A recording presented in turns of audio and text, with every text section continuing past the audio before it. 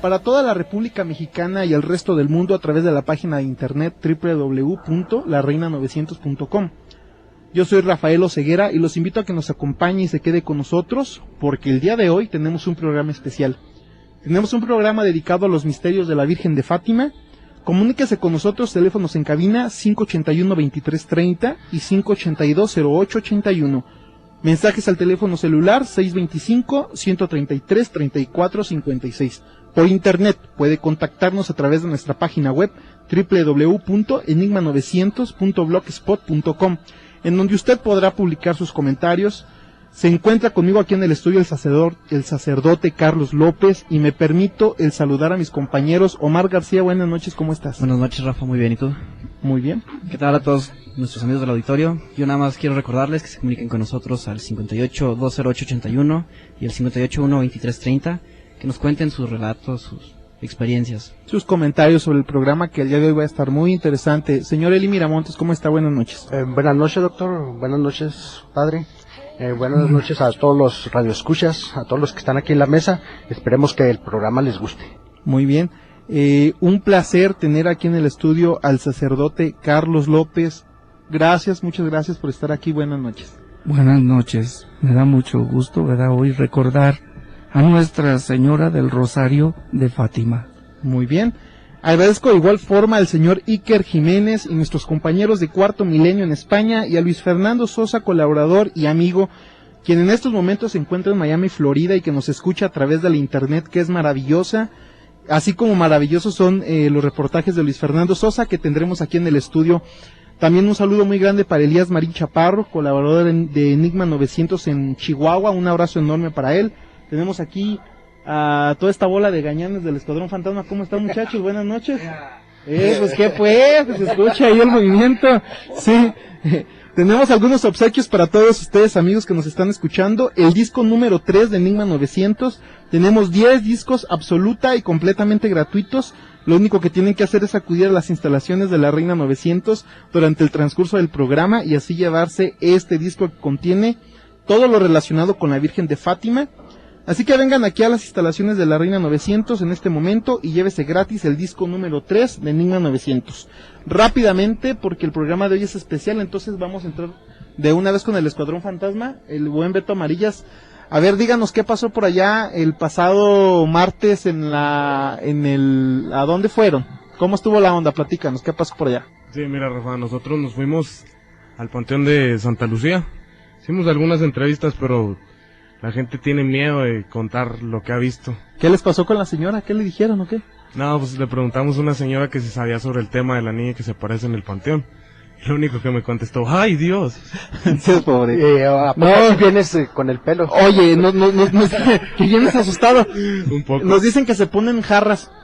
No, ¿Cómo que se ponen jarras allá en las investigaciones, chavos? ¿Qué pasó, Nosotros somos totalmente sobrios, todo tranquilote. Ok, bueno, entonces, ¿qué pasó? Entonces, ¿obtuvieron relatos? ¿Qué pasó por allá? Mira, lo único que supimos que se cuenta es que en la barda de mero atrás del panteón se aparece una niña de color blanco, bueno, con vestido blanco más bien. Y la gente, te digo, tiene miedo de contar lo que ha visto. O a lo mejor le da vergüenza. Más bien. Muy bien, el Escuadrón Fantasma por el día de hoy no van a salir, los tenemos castigados porque se portaron muy mal la semana pasada, pero la próxima semana van a volver a salir otra vez. ¿A dónde van a ir la próxima semana? La próxima semana nos dirigimos a el manicomio de Santa Isabel. Pues se cuidan mucho por allá, chavos. Gracias por haber estado aquí y nosotros vamos rápidamente a escuchar el intro de la Virgen de Fátima, ¿sí? Es importante que ustedes jóvenes escuchen esto. Vamos a escucharlo. Nos vamos inmediatamente después a corte comercial y regresamos otra vez a Enigma 900. El 13 de mayo de 1917, en las inmediaciones de la aldea portuguesa de Aljustrel, 3 pastores observan una especie de relámpago. En ese momento, y sobre una encina, los niños contemplan atónitos la aparición de una extraña mujer de blanco. Flotaba en el aire, les habló sin mover los labios y dijo que volvería el próximo día 13. En el mes de junio de aquel mismo año, la supuesta aparición les haría algunas revelaciones que pasarían a la historia como los secretos de Fátima.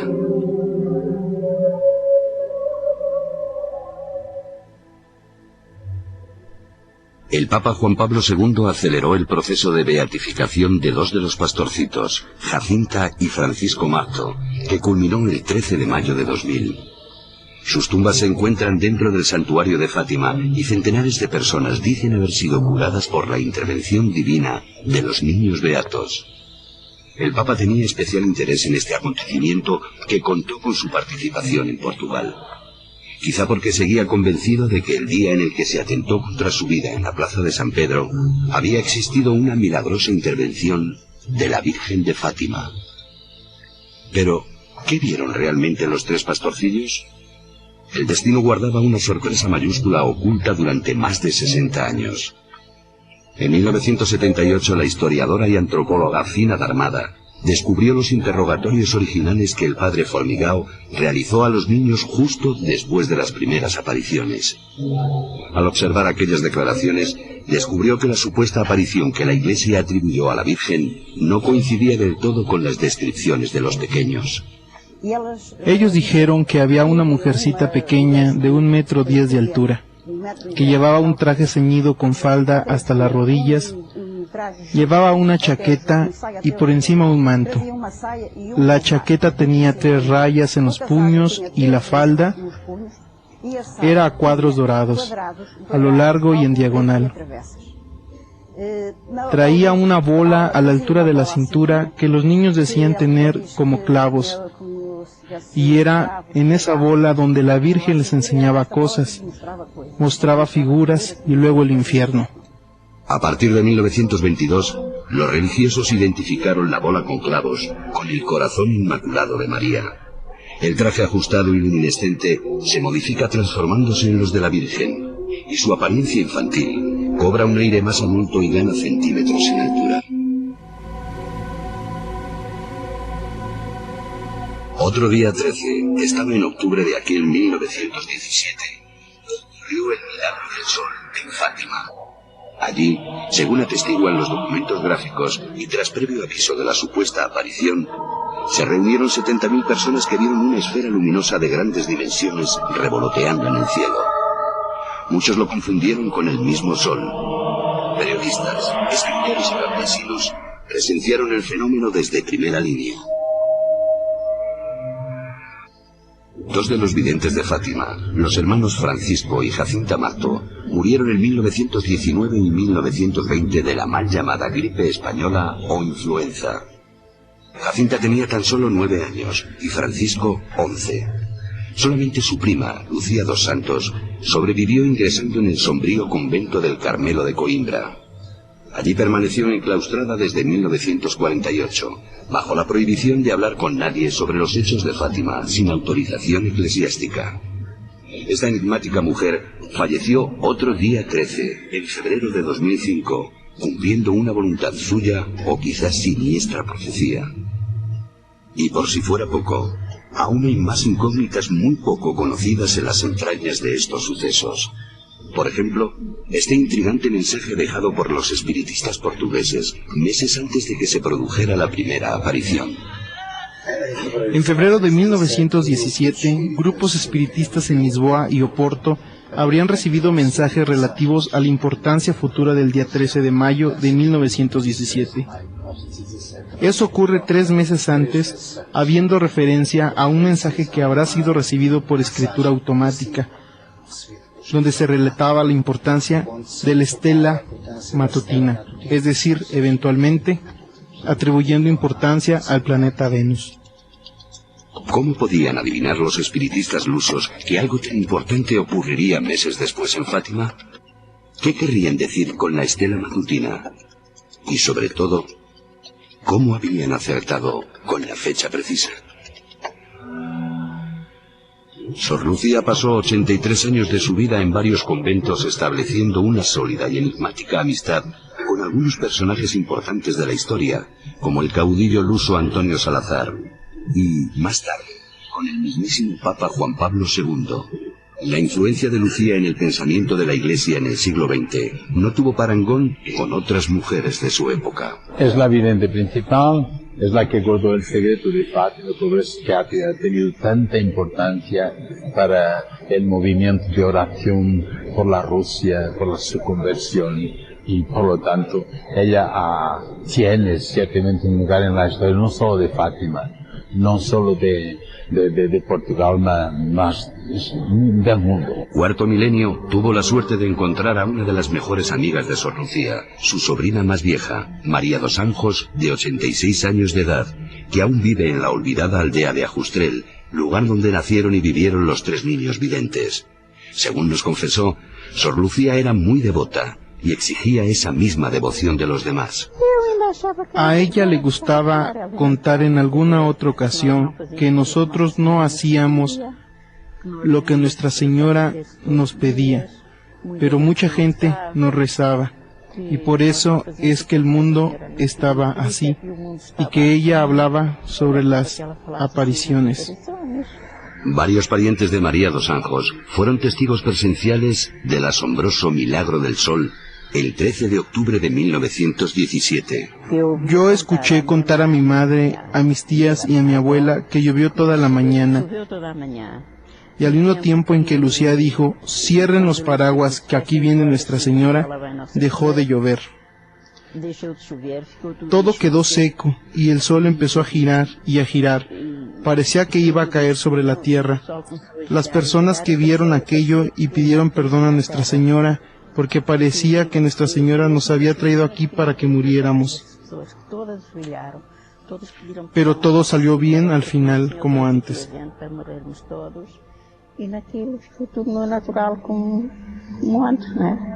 Al parecer, el número 13 es un número mágico dentro del fenómeno Fátima. Durante la entrevista, María dos Anjos nos reveló que su hermana había fallecido días antes, el 13 de febrero del 2006. ¿Otra simple casualidad? Mi hermana estaba enferma desde hacía 2 días. Justo antes de Navidad, siempre en coma, nunca habló. Solo abría los ojos cuando le preguntábamos alguna cosa, pero nada más. Estuvo todo ese tiempo así, hasta el mediodía del 13 de febrero que murió.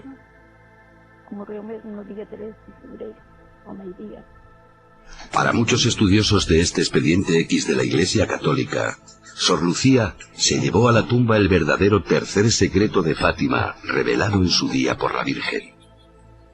El Vaticano, que en un principio siempre prohibió su divulgación, solo lo leyó públicamente en el año 2000. Es en la tercera aparición que la Virgen promete la conversión de Rusia. Hemos visto unos cambios en Rusia, concretamente con la caída del muro, quizá un poco más de abertura para la Iglesia, tanto ortodoxa como, en el caso nuestro, los católicos, apostólicos y romanos, pero no podemos hablar de una totalidad de conversión, porque entonces incluso el anterior Papa, Juan Pablo II, hubiera podido visitar Moscú, que fue una de las espinas con las cuales murió este Papa, porque estaba deseándolo. De entrada, el mensaje original, escrito por Sor Lucía de Fátima, sabemos que contenía aproximadamente unas 23 líneas y estaba escrito en un solo folio de cuaderno. Mientras que el mensaje revelado por el Vaticano está escrito realmente en un doble, en un folio doblado, por lo tanto en 4 hojas y contiene 63 líneas. Es una diferencia muy apreciable de contenido, es decir, el mensaje revelado por el Vaticano es casi el triple que el original. Muchos expertos, como el padre Joaquín María Alonso y otra serie de sacerdotes y expertos eclesiásticos, coinciden en que la tercera parte del mensaje haría alusión a un resquebrajamiento de la fe aún dentro del propio Vaticano. Todos son teorías e hipótesis en torno a uno de los grandes enigmas de la Iglesia. María dos Anjos afirmó ante las cámaras de Cuarto Milenio que su tía le dijo personalmente que la tercera parte del secreto no debía jamás ser divulgado.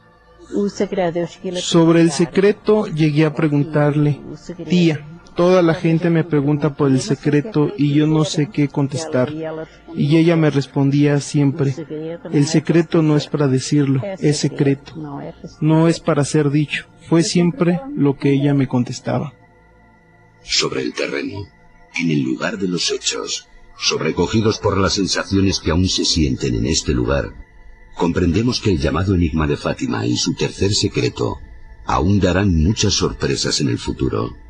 Sorpresas que, esperamos, no sean tan catastróficas como muchos auguran.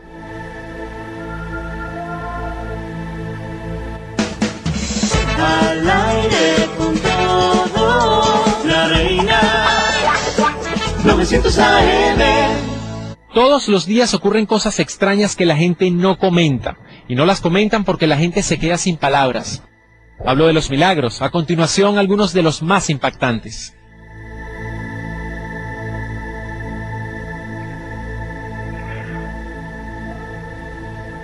Científicos y místicos reconocen que hay eventos inexplicables que remueven nuestra conciencia y nos ponen a pensar que hay otras realidades que conviven con nosotros. Una niña de 12 años en el Líbano, de nombre Asnama Selmani, entre marzo y noviembre de 1996, lloraba cristales 7 veces al día. Los científicos pudieron comprobar el fenómeno y no han podido determinar su naturaleza. Más allá del revuelo que causó la noticia, ella manifestó ser visitada por un hombre de ropas blancas que sabía su nombre y le daba consejos espirituales. Desde hace años se están observando círculos y patrones de luz en varias ciudades del mundo. Formas geométricas reflejadas de repente sobre edificios, aceras y otras superficies cuando brilla el sol y que de pronto desaparecen. Poblaciones en Inglaterra, Japón, Estonia, Estados Unidos y muchos otros países han presenciado el fenómeno que aún no ha podido ser explicado. Milagros con vírgenes abundan. El 16 de marzo de 1998, una virgen procedente de Bosnia y custodiada en España por el sacerdote Luis Costa, empezó a llorar sangre, y lo estuvo haciendo durante días, vertiendo sangre fresca sobre sangre coagulada. El sacerdote asegura que es una expresión de dolor por la situación del mundo. Con respecto a los milagros, hay dos posiciones muy definidas. O creer ciegamente, o decir que son charlatanerías. Pero pudiera haber una tercera opción, tener la mente abierta y reconocer las cosas como son, aunque esto nos rompa las estructuras. Ya estamos aceptando con más naturalidad los eventos extraños que ocurren todos los días. Sea realista, espere un milagro.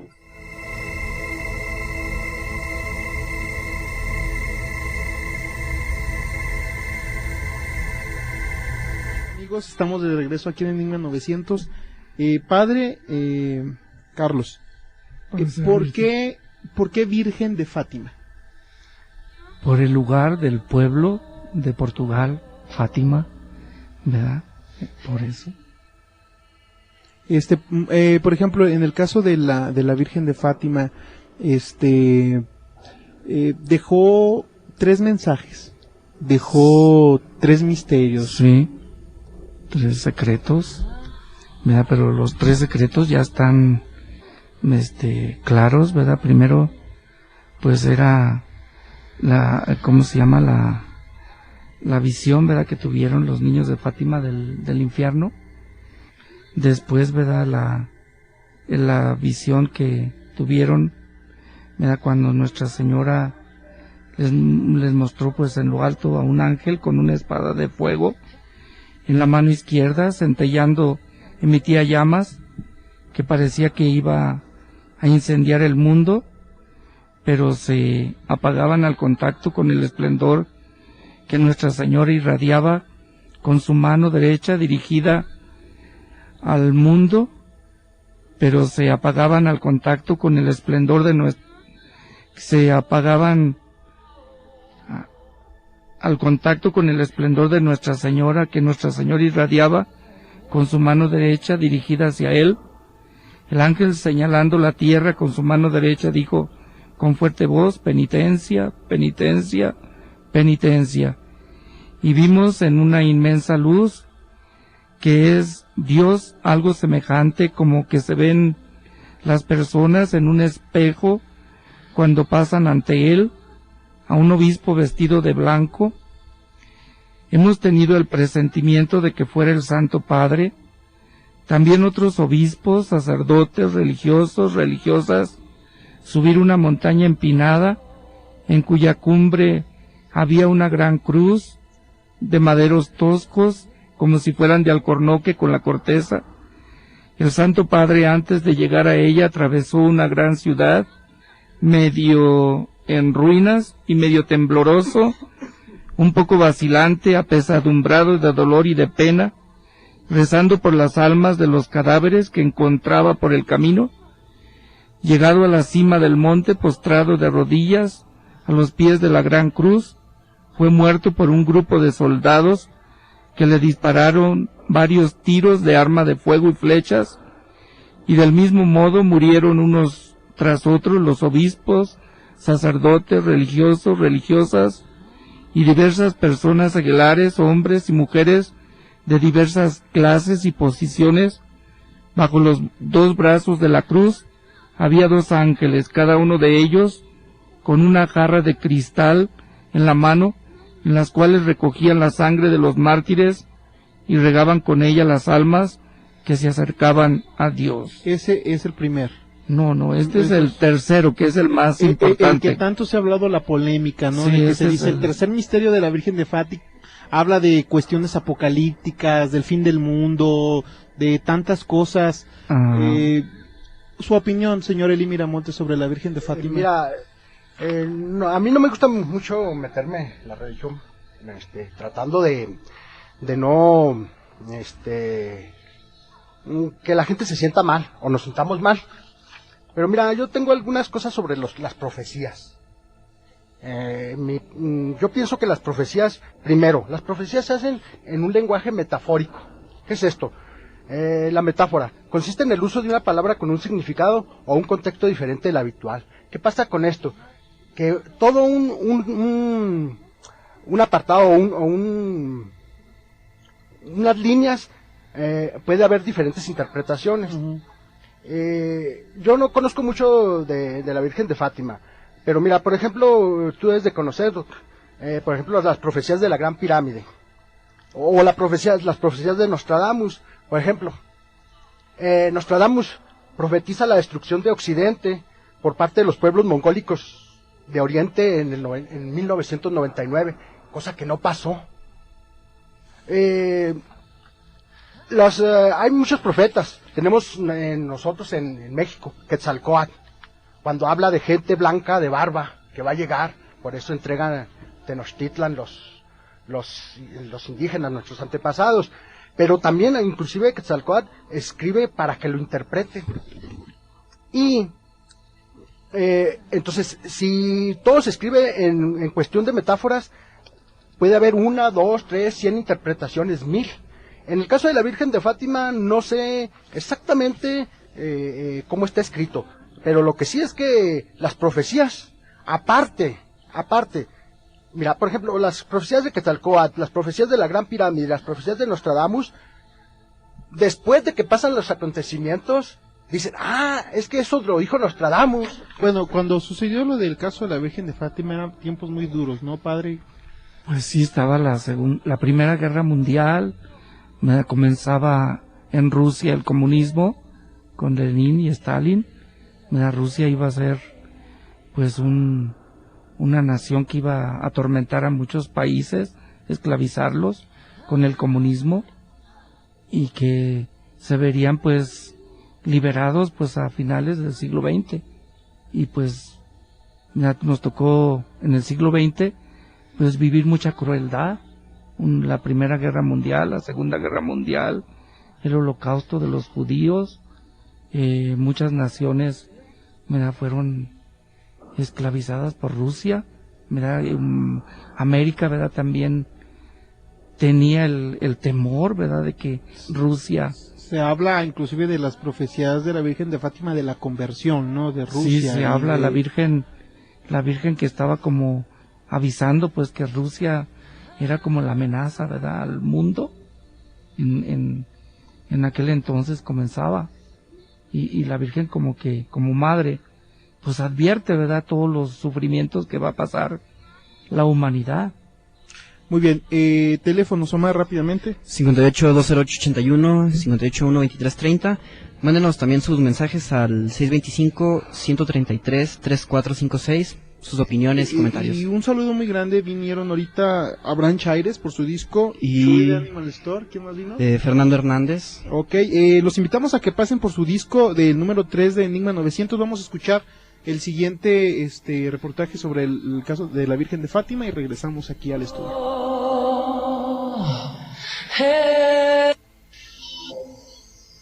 La iglesia de Nuestra Señora de Guadalupe en la Ciudad de México es visitada cada año por millones de peregrinos. Según la leyenda, en este mismo punto la Virgen María, Madre de Jesucristo, se le apareció a Juan Diego en 1531. Las autoridades católicas han juzgado que la visión fue un milagro digno de creer. También millones hacen el peregrinaje a la Basílica de Lourdes, Francia, donde la tradición católica dice que la Virgen María se apareció en 1858. Y luego está Fátima, Portugal. Fue aquí en 1917, donde muchos creen que la Virgen María hizo su aparición más espectacular, vista por 3 niños campesinos, Lucía Santos de 10 años y 2 primos menores, Jacinta y Francisco Marto. Su extraordinaria historia comienza en la tranquila soledad del Portugal rural, 13 de mayo del 17, un domingo en la pequeña comunidad campesina de Fátima. Lucía Santos y sus primos habían llevado a sus ovejas a una zona conocida como Cova de Iria, tierras de la familia de Lucía. Mientras la manada pastaba, los niños empezaron a jugar. Estaban construyendo un muro alrededor de un pequeño árbol cuando hubo un destello de luz. Lucía pensó que la luz era un presagio de tormenta, creyó que había sido un rayo, así que ella dijo, vamos a casa para que no nos atrape la lluvia. Los niños vieron un segundo destello de luz que presagiaba algo mucho más grande que una tormenta.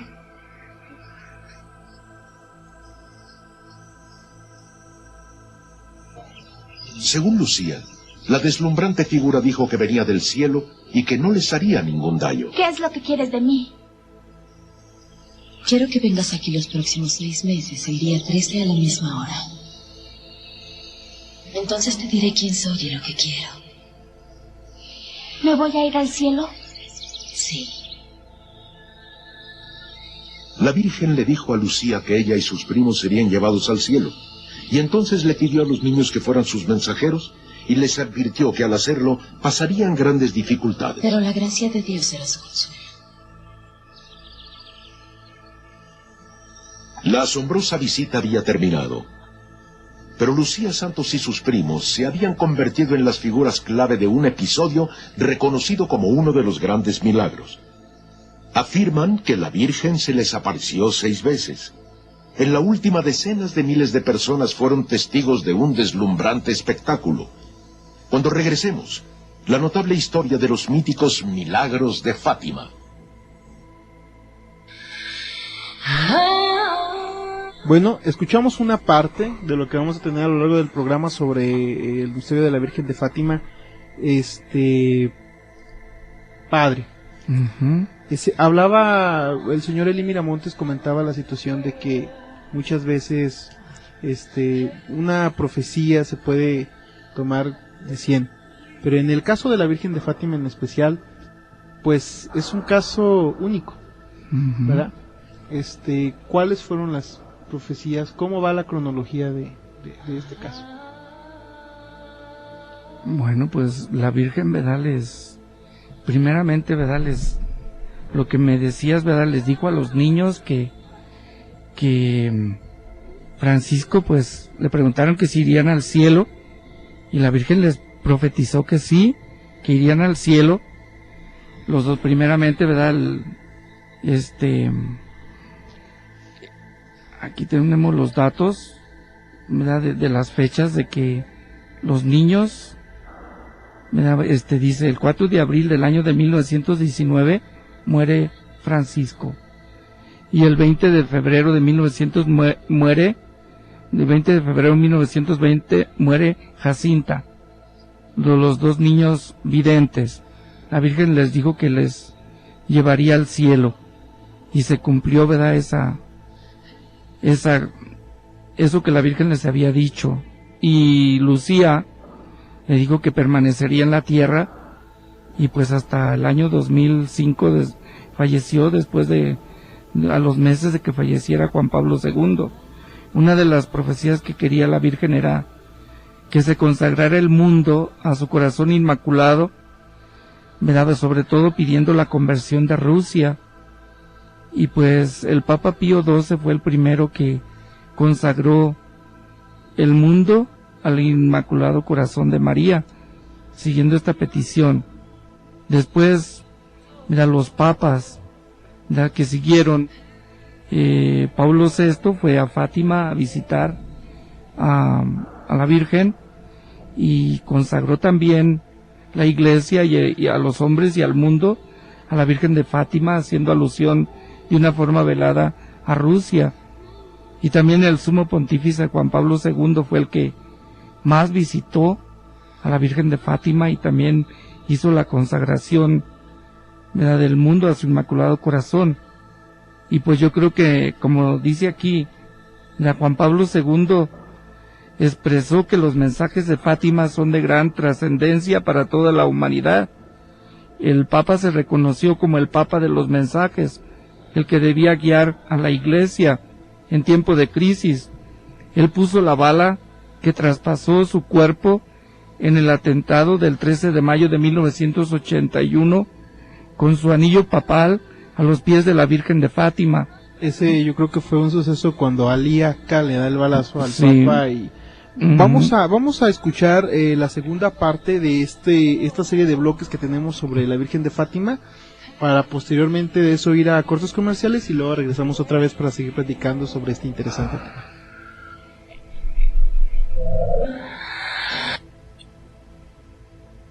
En la primavera del 17, Europa estaba en plena guerra mundial y una revolución barría con toda Rusia. Pero en Fátima, Portugal, todos hablaban de la milagrosa visión aparentemente presenciada por Lucía, Jacinto y Francisco. Sin embargo, no todos eran inspirados por los rumores de un milagro. La madre de Lucía, de hecho, estaba furiosa por la participación de su hija. Lucía, ¿qué mentiras dices? ¿Cómo puedes decirle a la gente que viste a una virgen? ¿Quién te lo dijo? ¿Jacinta? No importa. Su madre la castigó una y otra vez. João Marto, primo de Lucía, era entonces un niño. Y no porque su madre fuera mala. Pero ella quería que su hija dijera que era una mentira. Pero Lucía seguía diciendo, ¿cómo puedo decirlo si realmente la vi? Para Lucía, el sufrimiento anunciado por la Virgen había comenzado. Pero aún ante la hostilidad de su familia, regresó con sus primos a la cova de Iria el 13 de junio. Fueron acompañados por unos 50 aldeanos, atraídos por los rumores de la supuesta visita. Ahí viene. ¡Atención a todos! ¡Aquí viene! Una vez más, los tres niños dijeron que la Virgen se les apareció. Como en la primera visita, solo Lucía habló con la visión. ¿Qué quieres de mí? Aunque se afirma que era visible una extraña nube de luz, nadie más vio a la Virgen. Quiero pedirte que nos lleves al cielo. Sí. Llevaré a Jacinta y a Francisco muy pronto, pero tú tendrás que quedarte aquí más tiempo. Cuando la madre de Lucía se enteró del segundo episodio, todavía estaba indignada por la participación de su hija en lo que ella consideraba que era un fraude. Su madre dijo, irás con el cura, te confesarás con él y le vas a decir que mentiste. En un acto de alarmante desobediencia para la época y el lugar, Lucía, de 10 años, se rehusó a hablar de la Virgen con el cura de la parroquia de Fátima, Emanuel Ferreira. Perdone, no puedo decirlo. Ya basta. Debes decirle al reverendo qué es lo que has oído. Pero madre, no puedo. A mí no me parece que esto sea una revelación. El cura estaba en una situación delicada políticamente. El gobierno veía a la Iglesia como un rival para la lealtad pública. Temía que las afirmaciones de Lucía fueran tomadas como un intento por elevar la influencia de la Iglesia, y eso le atraería la ira de los políticos. La Iglesia podía ser tomada por el gobierno en el sentido de que podía decomisar todas las propiedades de la Iglesia en Portugal, y había la posibilidad de que el gobierno moviera físicamente a los obispos, encarcelarlos o sacarlos del país. Eso fue hecho con algunos, no con todos, así que había muchas cosas que podían hacer. Esto podría ser un engaño del diablo. Ha sido engañada por el diablo para traerle falsas esperanzas al pueblo. Evidentemente, para una niña de 10 años, las palabras del cura eran importantes. Lucía salió de la iglesia con un problema muy grande. Tenía que admitirlo. Tal vez el demonio estaba actuando en esto y era una ilusión creada por el diablo. Tal vez su madre tenía razón, porque ella no había visto nada en absoluto. En sus memorias, que empezó a escribir a los 28 años, Lucía describió su tortuoso debate interno. Cuando oía a la gente decir que el diablo siempre traía conflictos y desorden, empecé a creer verdaderamente que desde que había empezado a ver esas cosas, nuestra casa ya no era la misma, porque la dicha y la paz se habían ido. ¡Qué angustia sentía! 13 de julio del 17, día señalado para la tercera aparición. Para entonces ya había corrido la noticia de las visiones milagrosas. Los peregrinos atestaron el camino que llevaba a la cova, y muchos abordaban a Lucía para que interviniera con la Virgen en su nombre. A las 12 la Virgen apareció otra vez, y una vez más, solo a los 3 niños. ¿Puedo preguntarte quién eres? Por favor, haz un milagro para que todos crean que te nos has aparecido. La Virgen le recordó a Lucía que regresara a las 12 horas del día 13 de cada mes, y también prometió que en la sexta aparición haría un milagro para que todos lo vieran y creyeran. La Virgen entonces invocó una aterradora visión del infierno, la cual Lucía después escribiría en sus memorias. Sumergidos en este fuego había demonios y almas en forma humana. Había gritos y gemidos de dolor y desesperación que nos horrorizaron. Y temblamos de miedo. Lucía afirmó que el espectro del infierno era la advertencia de la Virgen, que estaba ofendida por los recientes eventos en Europa. La Primera Guerra Mundial estaba ya en su 3er año. La Virgen predijo que la guerra terminaría pronto, solo para ser reemplazada por una amenaza más seria: Rusia. Lucía no sabía nada de esa nación ni de su revolución, pero afirmó que la Virgen consideraba a Rusia una ofensa para Dios. Muchos creyeron que esas palabras anticipaban el nacimiento de un gobierno ateo, el comunismo. Según Lucía, la Virgen prometía otra guerra destructora si en Rusia no era restaurada la fe. Lucía dijo que la Virgen le hizo otro anunciamiento, pero que quería que lo guardara en secreto. Un mes después, la voluntad de Lucía sería severamente probada.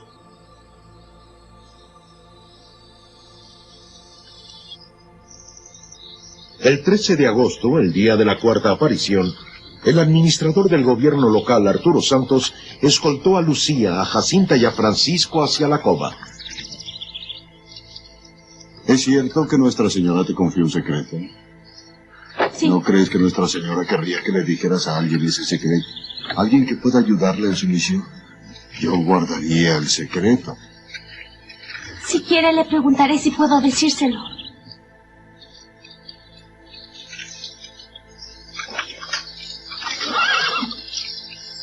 Este no es el camino hacia la cova. No te preocupes, conozco un atajo, no queremos llegar tarde. ¡Padre! ¿A dónde se dirigen? El rapto fue algo inesperado. Lucía y sus primos fueron llevados hacia una prisión a unos 15 kilómetros de Fátima.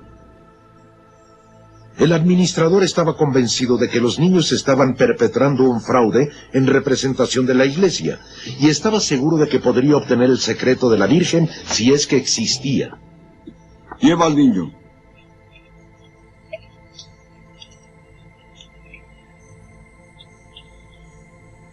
Como te rehusas a decirme lo que sabes, no me queda otra más que llevármelo. para que lo cocinen en aceite. El aceite está listo. Y yo también.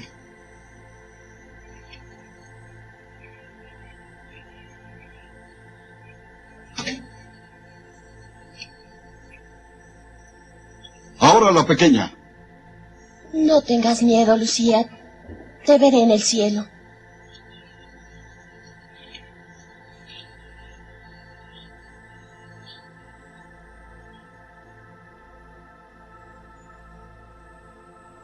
Entonces, ¿aún rehusas decírmelo? Tus primos están muertos. ¿Quieres morir con ellos?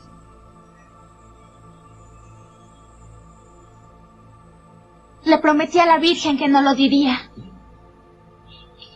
El tormento duró 3 días, tiempo en que los aldeanos y las familias furiosas de los niños clamaban tras los muros. Finalmente el administrador no tuvo más que admitir su fracaso y permitió que los niños regresaran a sus casas. Según Lucía Santos, la Virgen apareció una 4ª vez y una 5ª como lo había dicho. Al acercarse la fecha de la 6ª aparición, la inquietud creció enormemente. Cuando regresemos, increíbles narraciones de testigos del gran milagro de Fátima. Es la diferencia, la reina 900 AM. Conéctate a tu música 208-81-123-30. Todas las religiones los mencionan, cientos de libros hablan de ellos, pero la prueba más irrefutable de que los ángeles guardianes existen es que todos, sin excepción, alguna vez los hemos sentido. Muchos sienten que son familiares fallecidos, otros entidades desconocidas que los acompañan. Lo cierto es que millones de personas han manifestado tener cercanía y hasta contacto con los llamados ángeles guardianes. Especialistas y estudiosos de todo el mundo coinciden en que se comunican con nosotros de múltiples maneras y dependiendo de las creencias y la apertura de cada quien.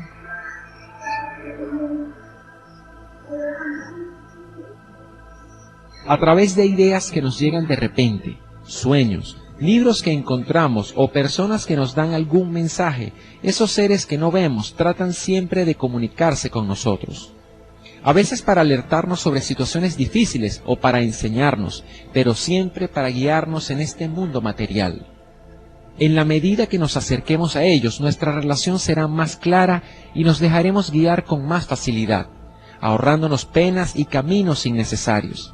La clave para escucharlos mejor es tener la mente en calma y seguir nuestra propia intuición, que es un puente infalible para conectarnos con lo divino. Los ángeles guardianes nos protegen de todo tipo de peligros, principalmente de nosotros mismos.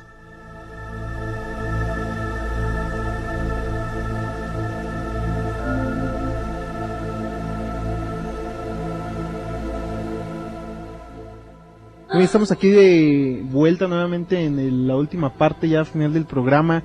Rápidamente, Omar, ¿qué tienes por ahí? Bueno, saludos para Yadira y Raquel Lozano, que vinieron por sus discos, también para Rubí, sus hermanos que nos escuchan, y para Brenda de Pinturas Sherwin-Williams. Ok, muy bien.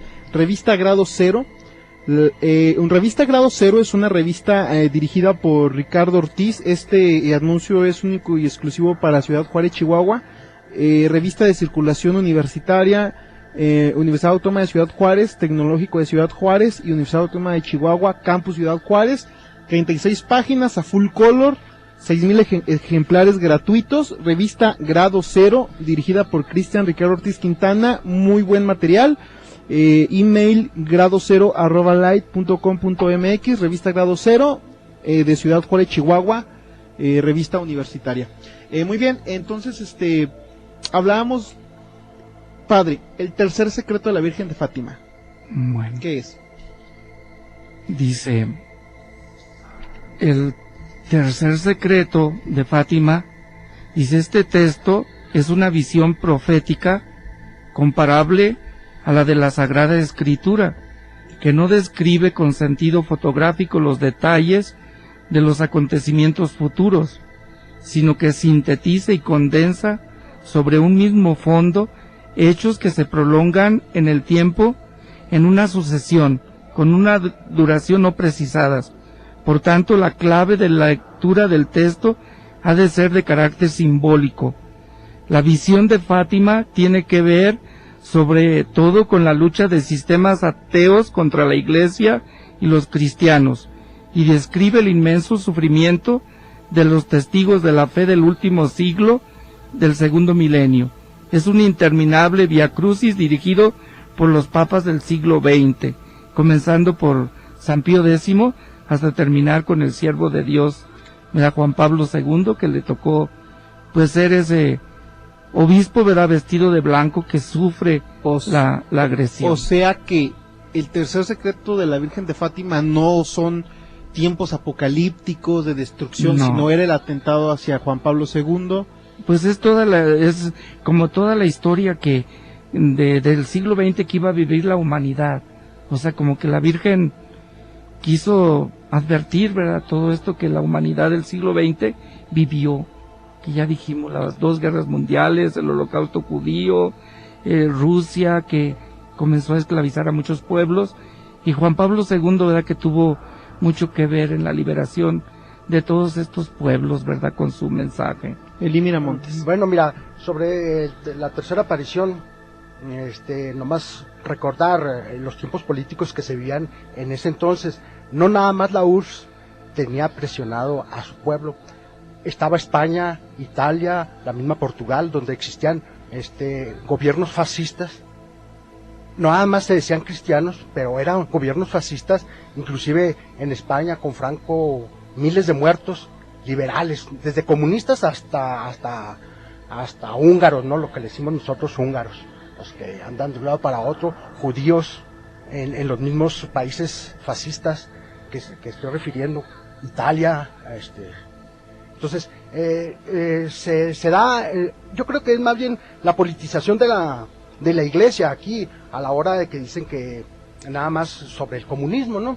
Sus razones tendrán, pero hay que recordar la parte de la historia en que no nada más la URSS. Por ejemplo, mucho se habló sobre el tercer misterio de Fátima, mucho se habló, inclusive se relacioné hasta con ovnis, decían que tenían que ver con ovnis, que tenían que ver con el fin del mundo, pero ahora el padre Carlos, él dice que el tercer secreto de Fátima era el atentado contra Juan Pablo II. Pues sí, y aquí, ¿verdad?, dice, aunque las vicisitudes a las que se refiere la tercera parte del secreto de Fátima parecen ya pertenecer al pasado, la llamada de la Virgen a la conversión y a la penitencia, pronunciada al comienzo del siglo XX, conserva todavía hoy una estimulante actualidad. O sea, la actualidad, la Virgen de Fátima sigue también invitándonos hoy, en este año 2008, a rezar el rosario. O sea, el mensaje de la Virgen es siempre actual. Ella nos pide oración, penitencia y rezar el rosario. Pues, entonces eso es lo que le pidió a los niños de Fátima, que el mundo, que los cristianos rezáramos el rosario. Bueno, pues padre Carlos, muchas gracias por haber estado con nosotros aquí en el programa, el sacerdote Carlos López, señor Elí Miramontes, Omar García, el Escuadrón Fantasma que se encuentra aquí. Un último mensaje, padre, para irnos a escuchar la última, para cerrar el programa. Un mensaje breve hacia todos nuestros radioescuchas y hacia los jóvenes que... Pues nada más pensar que la Virgen María de Fátima, del Rosario de Fátima, pues es nuestra Madre del Cielo, ¿verdad? Como la Virgen de Guadalupe, es la misma, que siempre está al pendiente de los sufrimientos y de las cosas que pasan sus hijos, que no está ajena a nuestro mundo, y que la Virgen nos pide que estemos en comunión con ella a través del rosario, la oración, la penitencia, y que tomemos el ejemplo de los niños Francisco y Jacinta, que son beatos y que hicieron caso a la Virgen en hacer oración, y sobre todo, ¿verdad?, Sor Lucía, que toda su vida la dedicó a cumplir, ¿verdad?, con este mensaje de la Virgen, ¿verdad? Pues muy bien, nosotros vamos a la parte final del programa, vamos a escuchar vamos a escuchar el último reportaje. Tenemos una llamada al aire, ¿no? Vamos a escuchar el último reportaje para cerrar el programa. Yo soy Rafael Oseguera, los esperamos el próximo martes en punto de las 9 de la noche para hablar acerca de todos esos misterios que rodean al mundo y al universo. Nos vemos el martes que viene.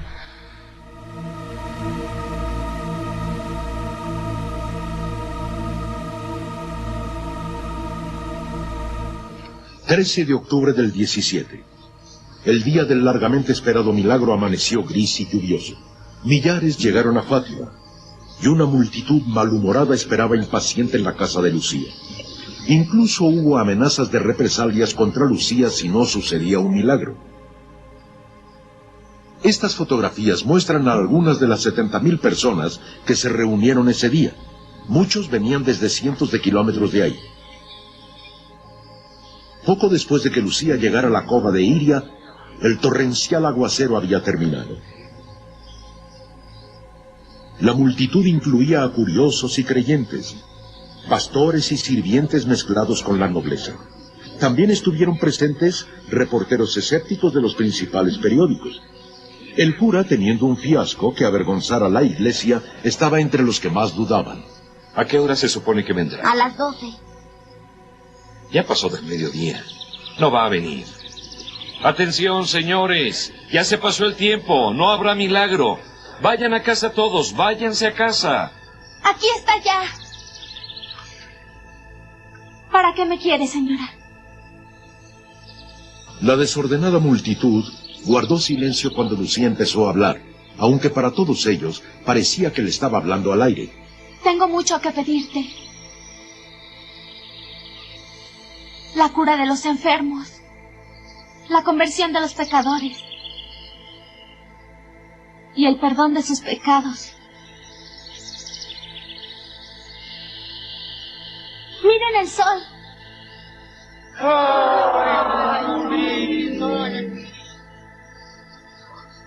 Según muchos testigos, el sol empezó a ondular y listones de luces multicolores aparecieron en el cielo. Y de repente el sol empezó a caer.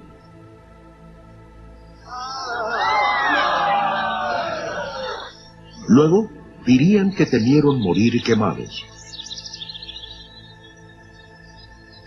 La multitud miró anonadada como el sol abruptamente invertía su curso y regresaba a su lugar correcto en el cielo. El milagro del sol en Fátima es sin duda la más espectacular manifestación física, milagro físico que ha sido asociado con la Virgen. Tenía que manifestar su presencia de una gran manera, en una manera convincente y espectacular, porque era importante que la gente de todo el mundo creyera lo que ella había dicho.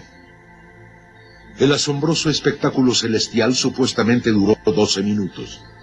Narraciones dentro de una zona de 900 kilómetros cuadrados alrededor de Fátima apoyaron muchas de las descripciones de primera mano, pero algunos testigos en Cova afirmaron que no vieron absolutamente nada fuera de lo ordinario. La historia ha favorecido más a las narraciones espectaculares. Avelino de Almeida, el editor de un periódico controlado por el gobierno, llegó a Fátima como un total escéptico y se fue como creyente. A la hora predicha, la lluvia dejó de caer. Las densas masas de nubes se apartaron y el sol empezó a girar en una salvaje y violenta danza, con unos brillantes y hermosos colores pasando sucesivamente sobre la superficie del sol. Los eventos del 13 de octubre serían tema de considerable debate los años siguientes. Muchos ven el espectáculo como un típico caso de histeria colectiva, pero otros creen en las narraciones de los testigos, y la noticia se esparció por toda Europa y el mundo. Hoy hay una basílica en donde Lucía y sus primos afirmaron haber visto a la Virgen. En 1930 la Iglesia Católica reconoció los eventos en Fátima como un milagro digno de creer. Jacinta y Francisco Marto murieron durante una epidemia mundial de influenza a los 3 años de las apariciones y no pudieron atestiguar la confirmación oficial. Muchos creen que fue el cumplimiento de la promesa de la Virgen de que pronto serían llamados al cielo. Al fallecer sus primos, Lucía Santos, de 14 años, se retiró a la seguridad del claustro de un convento. Casi toda su vida, Lucía ha permanecido con las Carmelitas Descalzas de Coimbra, donde vive hoy a la edad de 82 años. Durante décadas, el llamado a la fe de Fátima se ha vuelto más poderoso. La ola de peregrinos se ha convertido de los miles que se unieron a Lucía en el 17 a varios millones en los años recientes. Aún aquellos que son escépticos a los milagros están intrigados por los eventos místicos de Fátima y por la niña de 10 años que muchos creen fue elegida para ser mensajera de Dios. Mientras que algunos se admiraron y me consideraron una santa, siempre hay otros que me llaman hipócrita y hechicera. Todos están equivocados. No soy santa ni soy mentirosa. Solo Dios sabe lo que soy.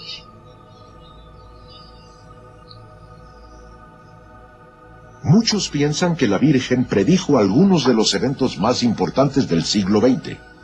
El fin de la Primera Guerra Mundial, el inicio de la Segunda, el origen y caída del comunismo en Europa, incluso el intento de asesinato del Papa Juan Pablo II, acaecido el 13 de mayo del 81, 64 años después de la primera aparición de la Virgen.